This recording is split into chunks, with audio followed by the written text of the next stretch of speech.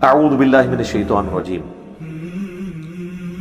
قل ادعوا الذین زعمتم من دونہ، اے نبی ان سے فرماؤ کہ جن ہستیوں کے بارے میں تمہیں زوم ہے نا کہ وہ تمہاری تکلیف دور کر سکتے ہیں اللہ کے سوا،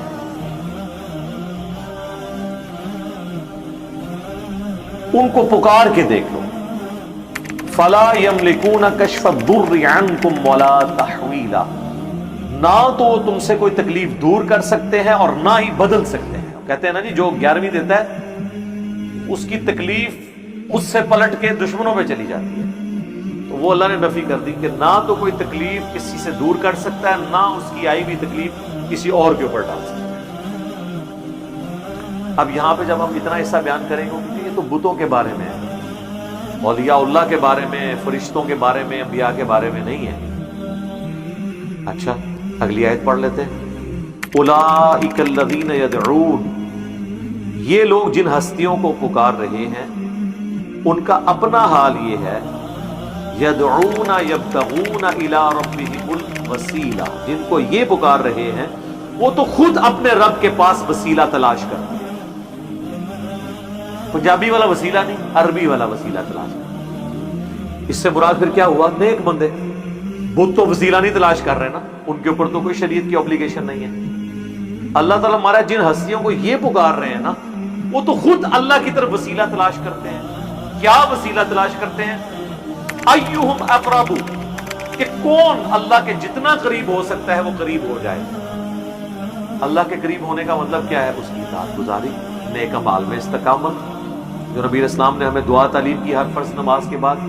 ابو داؤد اور ترمذی میں اللہم اعنی علی ذکرک و شکرک و حسن عبادتک، اور ربی اعنی علی ذکرک و شکرک و حسن عبادتک، دونوں الفاظ کے ساتھ. اے اللہ میری مدد فرما ذکر کرنے میں اور تیرا شکر ادا کرنے میں، اور احسن طریقے سے میں تیری عبادت کر سکوں، اس میں میری مدد کر اے اللہ. پھر جو میں نے آپ کو دعا بتائی تھی، جو نبی علیہ السلام کی خواہش ہے کہ میرے ہر امتی کو یاد ہو، جو نبی علیہ السلام کو اللہ کی خواب میں زیارت ہوئی تھی جامعہ ترمذی میں، حدیث موجود ہے مشکات میں 748 نمبر پہ وہ حدیث ہے. اس میں جو حضور کی دعا ہے، جو آپ صلی اللہ علیہ وسلم نے اللہ تعالیٰ سے ڈائریکٹ مانگا جب اللہ کو دیکھا خواب میں، اللہم انی اسألک فعل الخیرات وترک المنکرات وحب المساکین وَأَن تَغْفِرَ لِي وَتَرْحَمَنِي وَإِذَا أَرَدْتَ فِتْنَةً فِي قَوْمٍ فَتَوَفَّنِي غَيْرَ مَفْتُونٍ وَأَسْأَلُكَ حُبَّكَ وَحُبَّ مَن يُحِبُّكَ وَحُبَّ عَمَلٍ يُقَرِّبُنِي إِلَىٰ حُبِّكَ. اے اللہ مجھے اپنی محبت دے، ہر اس شخص کی محبت دے جس سے تو محبت کرتا ہے، اور ہر اس عمل کی محبت میرے دل میں ڈال دے جو مجھے تیرا قرب دے دے. یہاں کیا گیا؟ عمل قریب کرنے کی. اور شخصیت کوئی ہوگی تو وہ وقت کا پیغمبر ہوگا کہ آپ اس کی محبت دل میں رکھ کے اس کی اطاعت کریں. اسی کو اتباع رسول کہا صلی اللہ علیہ وسلم. تو اللہ تعالیٰ ہمارا وہ تو خود اللہ کو پکارتے ہیں، وہ خود وسیلے کی تلاش میں ہے. اقرب، کون ان میں سے اللہ کے اقرب قریب ہو جائے. وَيَرْجُونَ رَحْمَتَهُ، اور وہ تو ہر وقت خود اللہ سے رحمت کا سوال کرتے ہیں. وَيَخَافُونَ عَذَابَهُ، اور ڈرتے رہتے ہیں اس کے عذاب سے. یہاں کہتے ہیں مولا علی نے فرمایا تھا، نہ تو میں جنت کے لالچ میں عبادت کرتا ہوں، نہ جہنم کے خوف سے.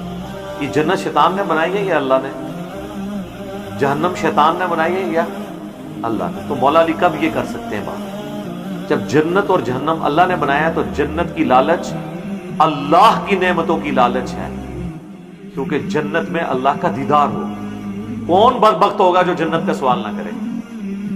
صحیح مسلم میں حدیث ہے، نبی علیہ السلام جب بھی نماز پڑھتے ہوئے جنت کی آیات آتی تو اللہ سے جنت مانگتے، جب جہنم کی آیات آتی تو جہنم کے عذاب کے اگینسٹ اللہ سے پناہ مانگتے. رسول اللہ تو جنت کا سوال کرتے تھے.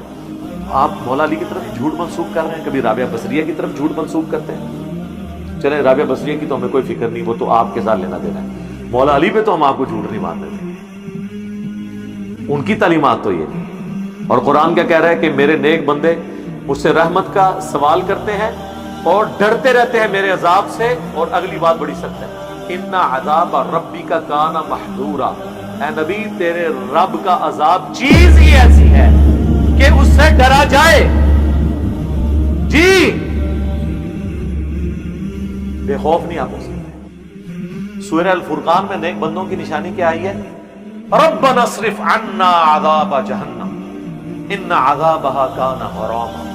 اے رب ہمارے ہم سے جہنم کا عذاب پھیر دے، بے شک جہنم کا عذاب ہمارے گلے کا پھندا بن چکا ہے، ہر وقت لٹکتی تلوار ہے، ہم سے یہ دور کر دے. یہ نیک بندوں کی نشانی ہے. سنن نبی داؤد میں نبی علیہ السلام کی حدیث ہے، فجر اور مغرب کے بعد 7 دفعہ ذکر اللہم اجرنی من النار، اے اللہ بچا لے مجھے آگ سے.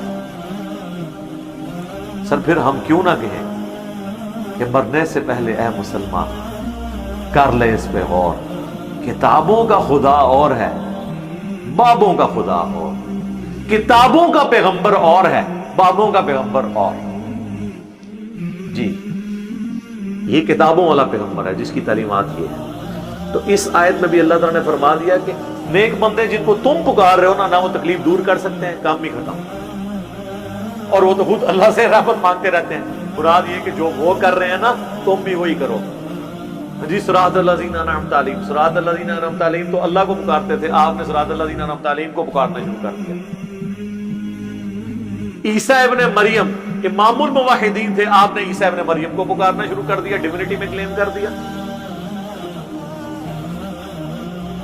کتنا فرق ہے.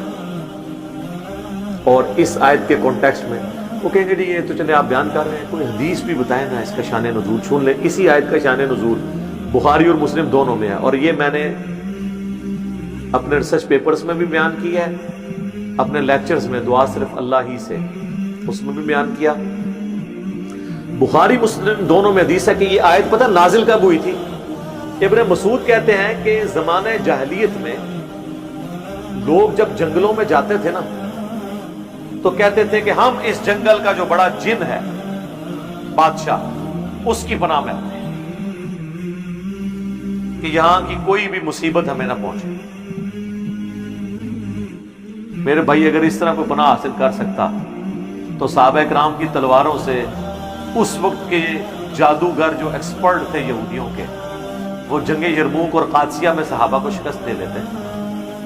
ایسے کچھ بھی نہیں ہوتا میرے بھائی. اللہ کے ماننے والوں کو شیطان کے پجاری کبھی شکست نہیں دے سکتے بشرطے کہ اللہ کے ماننے والے اللہ پہ یقین رکھنے والے ہوں.